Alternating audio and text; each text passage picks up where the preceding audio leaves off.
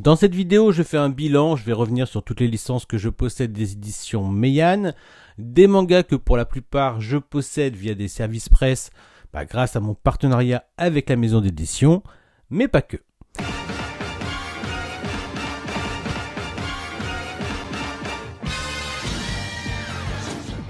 Comme beaucoup d'entre vous, j'ai commencé l'aventure Meian avec Kingdom, voilà, grâce au système d'abonnement avec coffret qui est exclusif à cette maison d'édition. C'est ainsi que cette dernière s'est démarquée de la concurrence, soit en proposant des coffrets intégrales à prix avantageux, soit avec ce fameux abonnement initié par l'exploitation de la licence Kingdom. Entre nous, on peut parler de coup de génie pour encourager et fidéliser les potentiels lecteurs à investir dans une série avec de nombreux tomes déjà parus au Japon. Mais ce qui a aussi fait la différence avec cet abonnement, c'est le rythme assez intensif de la licence. Car il nous proposait, et propose encore, pour les nouveaux abonnés, la livraison de 4 tomes tous les 2 mois, avec en bonus un coffret permettant de ranger 10 tomes de la série, ainsi que des goodies exclusifs comme des posters, des marque-pages et des ex-libris de la licence. Je vous assure, pour des personnes qui, comme moi, avaient d'abord découvert le manga en mode scantrad, Meian a trouvé les arguments qu'il fallait pour que nous puissions faire la transition en nous apportant un véritable plaisir matériel qui s'additionnait à la qualité intrinsèque du manga. Kingdom est ainsi devenu le porte-étendard de la maison d'édition et sa nouvelle politique éditoriale. Parfois, je me dis que tout le monde connaît Kingdom, que je n'ai pas besoin d'en parler parce que beaucoup l'ont fait avant moi. Et pourtant, beaucoup ne connaissent pas vraiment ou alors que de nom la série. Je vois encore de nombreuses mangathèques où la licence est absente de leur étagère. Alors, je vous invite à vous faire plaisir avec ce petit rendez-vous tous les 2 mois, avec la réception de 4 nouveaux tomes de la série, ce qui en soi se révélera être un petit événement. Le risque, c'est que la série soit victime de son succès auprès de vous et que vous décidiez d'arrêter l'abonnement, pour au final directement acheter chaque mois les tomes 10 par 10 avec leur coffret, ne pouvant vous contenter de la fréquence trop confortable de l'abonnement. Après, Kingdom n'est pas exemple de tout défaut. Le plus préjudiciable, c'est qu'il a fait de l'ombre à d'autres licences du catalogue Meian. Alors, d'autant plus que celle-ci flirtait aussi avec les thèmes de la guerre et des stratégies de guerre. D'ailleurs, je plaide coupable, car lorsque je m'étais procuré les 2-3 premiers tomes du manga angolmois, je n'ai pas pu m'empêcher de comparer ce titre à Kingdom. C'était inévitable et la déception était inévitable, car mes attentes étaient trop élevées. En même temps, passer après Kingdom, c'est juste pas un cadeau. C'est pour ça qu'avec du recul, je me dis que le manga angolmois n'était pas si mal en fin de compte. Voilà, une série en 10 tomes qui aurait mérité que je m'y attarde encore un peu. J'ai envie de dire, même combat pour le manga Baltzar. Autant ce que j'entendais du synopsis m'interpellait, autant j'étais pas très enthousiaste par les caractères design présents sur les illustrations de première de couverture de cette série. Ce n'est que récemment que j'ai pris le temps de découvrir la licence grâce au service presse de Meian. Alors pas sûr que je me sois dirigé vers ce titre après angolmois sans l'opportunité de mon partenariat avec la maison d'édition. Voilà. J'ai d'abord lu les 5 premiers tomes et dans l'ensemble, j'étais satisfait de ma lecture car il y avait ce côté stratège de guerre sous le feu de l'action et ça c'était bien. Mais j'ai été aussi refroidi certes par certains caractères design, je pense au mec avec un bandeau sur l'œil par exemple, mais surtout par l'aspect très ou trop politisé de la narration qui rendait le récit parfois un peu trop verbeux. Mais au vu des actes héroïques qui ont eu lieu lors du 5e tome, je suis resté sur un avis positif de la série. J'en ai donc profité pour demander la suite de Baltzar, sortie à ce jour. Le truc, c'est qu'à côté de toutes les autres lectures que je priorisais, la série a fini petit à petit par tomber dans l'oubli de ma pile à lire. Voilà. C'est alors que je me suis octroyé une petite nuit de lecture spéciale manga de Meian. Et pour l'occasion, je me suis replongé dans la série et quel bien m'a pris. J'ai eu aucun mal à me replonger dans l'univers, mais surtout j'ai trouvé la narration bien plus efficace avec des enjeux qui font suite aux événements du tome 5, ce qui fait qu'on entre bel et bien dans le vif du sujet. les scènes de combat se multiplient et je prends un véritable plaisir à lire ce manga qui peut se révéler sans pitié et dont maintenant j'attends la suite avec grand intérêt. Après, en toute honnêteté, si Kingdom a sa place attitrée dans ma mangatech, rien ne garantit que Balzar en aura une lorsque la série se conclura. À voir. La découverte de Jormungand s'est déroulée un peu de la même manière en parallèle à Balzar, par service presse, avec d'abord les 5 premiers tomes. Un détail près, c'est que la lecture du premier tome de Jormungand m'a d'abord laissé dubitatif, peut-être parce que c'était full action. Puis quand je me suis attelé au tome 2, j'ai mieux compris le choix narratif, je me suis laissé porter par le délire mercenaire à la Black Lagoon. Finalement, j'aurais enchaîné les 11 tomes que compte la série. Après, je dois vous avouer que j'espérais avoir un meilleur final, et ça me fait mal de le dire, mais au final, j'aurais trop aimé un truc plus téléphoné, que ça vrille dans la facilité en nous offrant un carnage fraternel. Je ne vous en dis pas plus pour ne pas vous gâcher le plaisir de lecture, parce que le manga vaut le coup, et il offre de superbes scènes d'action dont certaines n'étaient pas sans me rappeler certes du Black Lagoon, mais aussi du Gunsmith Cats en mode gunfight et course-poursuite. Franchement, les scènes d'action elles tapent, mais pas sûr que sur le long terme, je garde cette série lorsque je vais devoir à nouveau épurer ma collection. Voilà, en tout cas, ça reste la première série des éditions Mian dont j'ai l'intégrale. Après, j'ai également fini le manga Les 7 ninjas des fous de Takayuki Yamaguchi qui compte à peine 10 tomes. Clairement, j'ai adoré cette licence qui sort des sentiers battus. Alors, je sais que cette série est pas facile d'accès, qu'elle ne plaira pas à tout le monde. Par contre, j'ai été totalement réceptif au délire narratif et graphique de ce récit. Une espèce de nanar médiéval qui met en scène des personnages qui se font buter, qui reviennent à la vie pour prendre leur revanche sous la forme de démons prêts à en découdre face à du méca samouraï. Voilà. Le délire est bon, ça se frite même contre un Miyamoto Musashi que j'ai trouvé trop badass. Mais il y a un hic, hormis que le manga ne soit pas facile d'accès, le 10e et dernier tome ne fait pas le boulot, ou disons qu'il n'y a pas de vraie conclusion à l'histoire, ce qui donne cette impression de fin rushée. Voilà. Je pense qu'on attendait un peu plus des chasseurs de démons par exemple. Par contre, s'il y a bien une série dont j'attends avec la fin avec impatience, c'est bien celle de sa précédente série, mais cette fois-ci, il est tiré du roman Le tournoi du château de Suluga, écrit par Norio Nanjo, et cela fait toute la différence. Je parle bien évidemment du manga Shigorui, que j'affectionne particulièrement. J'ai eu la chance d'en apprendre un peu plus quant au dessous de sa réédition. J'en ai d'ailleurs fait une vidéo, donc n'hésitez pas à aller la voir si ce n'est pas déjà fait. Elle explique toutes les difficultés qu'ont rencontré Meian pour nous proposer une édition de qualité et pourquoi la série est finalement parue après les 7 ninjas des fous en France et qu'elle n'a pas pu bénéficier d'une exploitation avec un coffret alors que c'était leur intention à l'origine. Bref, j'ai pas besoin de m'attarder sur cette licence, elle a d'ores et déjà sa place attitrée dans ma mangatech. Pour faire court, Shigorui nous plonge dans l'univers impitoyable des samouraïs et du Bushido. Le manga brosse le portrait d'une rivalité entre deux combattants, une rivalité imbibée d'une poésie morbide et dont la beauté n'égale que la cruauté. Voilà. Dans un autre registre, il y a le manga Aigre-Gore, qui est une création Meian. Alors c'est un peu leur bébé, d'autant plus qu'il y a eu d'abord une première version lors du lancement de la maison d'édition, mais que cette dernière mouture est quant à elle le fruit d'une collaboration entre J-Square, voilà c'est ça, et le coréen Kim Jae-won, connu chez nous pour avoir dessiné le titre Demon King. Le scénario du manhwa est tiré d'un roman et ça se ressent dans la construction narrative tout au long du récit. J'imagine que la barrière de la langue n'a pas dû arranger les choses, car même si le manga a des qualités, il a laissé apparaître des défauts et surtout lors des premiers tomes. Cela n'empêche que j'ai apprécié retrouver les ingrédients que j'aime dans les romans de Dark Fantasy. De plus, l'histoire semble renfermer de nombreux secrets, sans parler des dessins qui sont de très bonne facture et que je trouve d'ailleurs excessivement mises en valeur lorsqu'elles sont colorisées. Mais entre nous, même si au final je prends plaisir à lire le manhwa, je ne compte pas le garder dans ma mangatech.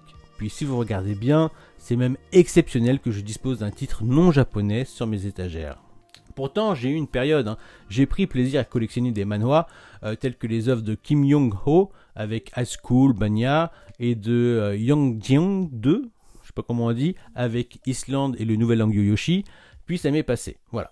Néanmoins, il y a un titre qui fait de la résistance, toujours édité par Meian, c'est l'ultime édition du manhwa The Breaker et sa suite The Breaker New Wave. C'est typiquement ce que sont capables de proposer les Coréens en matière de récits de baston. Je lui trouve tout de même des airs du manga Enfer et Paradis de Ogret. Je pensais pas autant apprécier la licence, mais une nouvelle fois, il est probable que dans le temps, elle laisse sa place à une autre licence qui continue de me plaire encore plus à chaque tome. J'aurai l'occasion de vous en parler dans cette vidéo de ce manga édité par Meian qui, mois après mois, demande toujours plus de place sur mes étagères et qui, je l'espère, ne s'arrêtera pas en si bon chemin. Sinon, c'est un très bon manhwa d'action que j'aime suivre. À côté de ça, j'ai eu l'occasion de découvrir des titres édités dans une nouvelle collection, collection nommée Detan. De manière générale, je n'ai pas réussi à adhérer au délire, que ce soit pour My Elder Sister, voilà, JKRU ou Harem in Fantasy World, voilà. Actuellement, je laisse une chance au manga Succubs and Hitman qui se lit bien. Après, il a très peu de chances de faire sa place au vu de la concurrence. En attendant, je lis ce dernier titre non sans un petit intérêt. Mais pour revenir au catalogue Meian, à la même période, j'ai découvert le titre Anna l'Inaccessible. Eh bien, le côté grotesque de cette comédie romantique entre personnes qui travaillent dans la même boîte me divertit tellement que pour l'instant, elle a gagné sa place. Certes, pas pour bien longtemps, mais je dois saluer le second degré de cette romance un peu con. Voilà, faut le dire, surtout pour des adultes. Voilà, si con que ça peut même être attendrissant. Qu'on s'entende, ça ne vaut pas les barres de rire que je me tape à la lecture des Grandes Blues. Cette licence, elle a sa place attitrée car elle propose de multiples choses. Un côté collège foufoufou dans certains gags, mais aussi une approche d'un groupe d'amis unis par une passion commune. On va dire qu'elle se partage entre la buverie et la plongée. Puis de la romance, pas dégueulasse, pas du tout, car très en arrière-fond. On joue sur les quiproquos, les situations grotesques qui font le sel du manga avec ces personnages voilà, qui fait le délire, c'est complètement barré. Voilà, une série aussi fraîche, ça fait du bien dans ma mangatech. C'est pour ça que pour l'instant, elle s'y trouve très bien. Une autre série assez unique dans son genre, mais pour des raisons diamétralement opposées, c'est Escale à Yokohama. Alors c'est vraiment une lecture feel good avec une vibe peu commune, un peu hors temps, où l'on suit le quotidien d'un robot humanoïde dans un contexte qui laisse entrevoir une vie qui fait suite à ce qui a pu être une apocalypse. Un manga dont je suis sous le charme et qui s'est installé tome après tome durablement dans ma mangatech. Voilà, j'étais curieux de découvrir des titres tels que Unwanted Undead Adventurer, comme Demon Lord and the One Room Hero, parce que j'aimais bien les speeches de ces mangas. D'ailleurs ça se lit bien et je passe du bon temps une fois à nouveau un tome en main, mais je dois avouer que je n'attends plus grand chose de ces séries, comme si elles avaient montré leurs limites scénaristiques ainsi que de leur potentiel. Voilà, ça reste des mangas que je lis avec plaisir, mais dont je n'attends plus la suite avec une attente particulière. Voilà. J'ai également découvert le shoujo Z1 Made in Taiwan de très bonne facture, une œuvre qui s'inspire allègrement du style de Hayasawa dans le dessin, puis dans l'univers de la mode et d'un récit un peu à la skip beat, tout en sachant aisément s'en démarquer pour affirmer sa propre identité. Avec un décor sachant tirer profit du côté international du show business, de la mode, un titre que je lis avec grand plaisir et qui actuellement s'est trouvé une petite place dans ma mangatech. À voir dans le temps, lorsque la série sera finie, si cela sera encore pertinent, que je lui conserve cette place pour le plaisir d'une relecture. Voilà. Entre temps, Meian a proposé un nouvel abonnement avec coffret et goodies pour la série Kengan Ashura. Alors c'est une licence que j'ai pris un plaisir à découvrir en manga après l'avoir découvert dans sa version animée sur Netflix.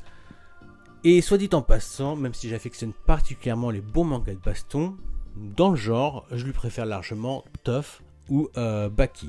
Mais petit à petit, combat après combat, et plus on en découvrait sur les arcanes du Nico Style et sur le background de Tokita, plus je me suis pris à aimer cette série, ainsi que les différents antagonistes de l'histoire. Voilà, un manga qui coche toutes les cases d'un bon manga de baston, lorsque les combats présentent de multiples techniques d'arts martiaux ou de combats libres, fort bien mis en scène, et qui arrive à ne pas nous laisser entrevoir qui sera le vainqueur.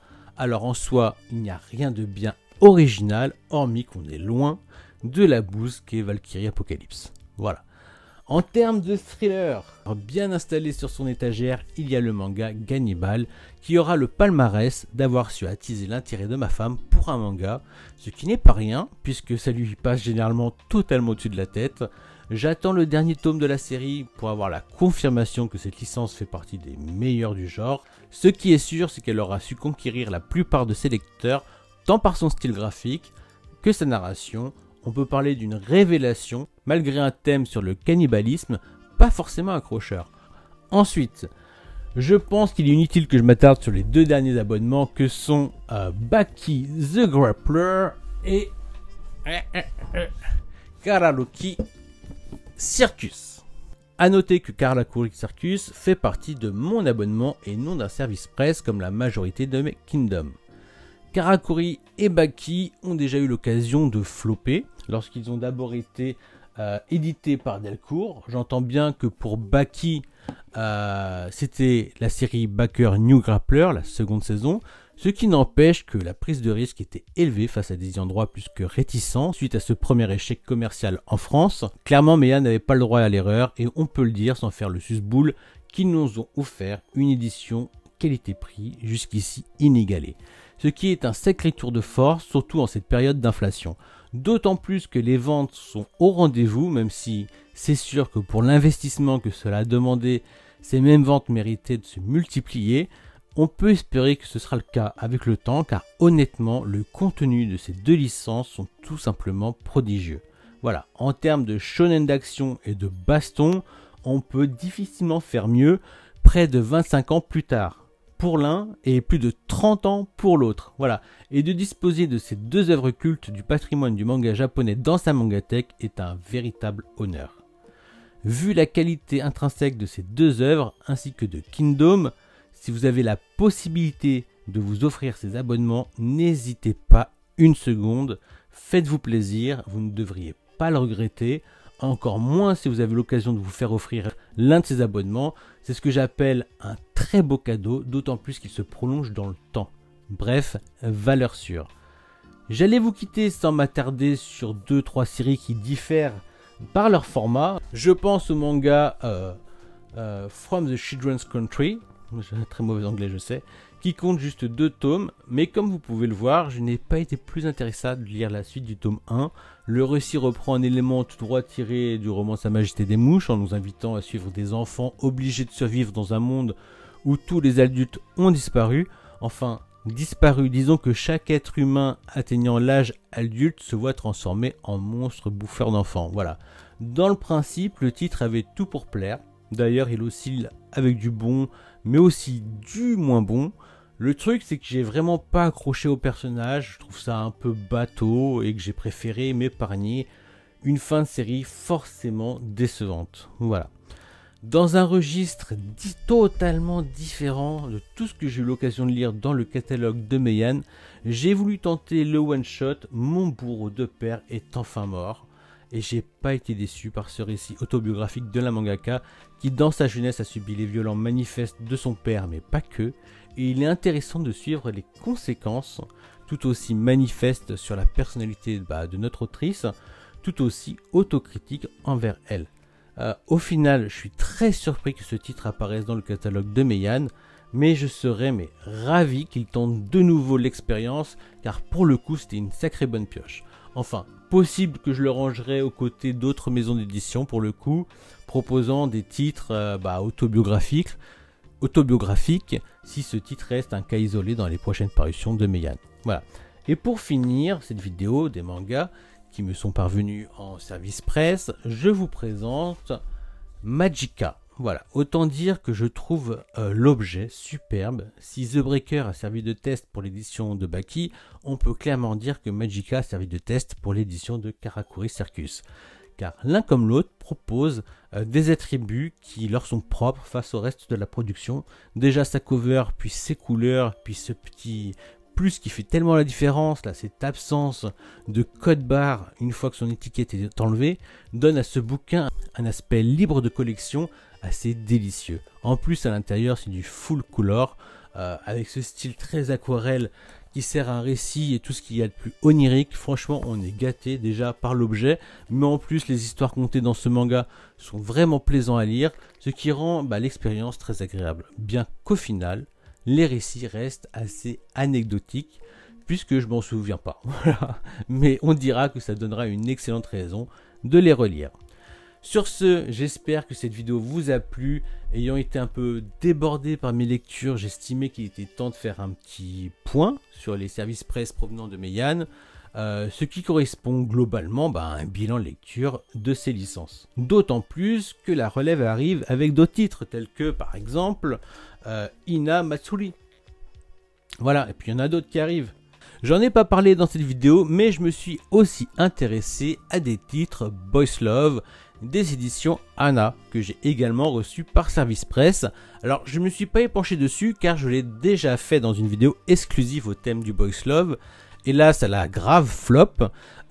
Faut croire qu'on n'est pas tous aussi curieux. En tout cas de mon côté je regrette pas du tout ce move qui m'a fait découvrir des mangakas plus que talentueuses.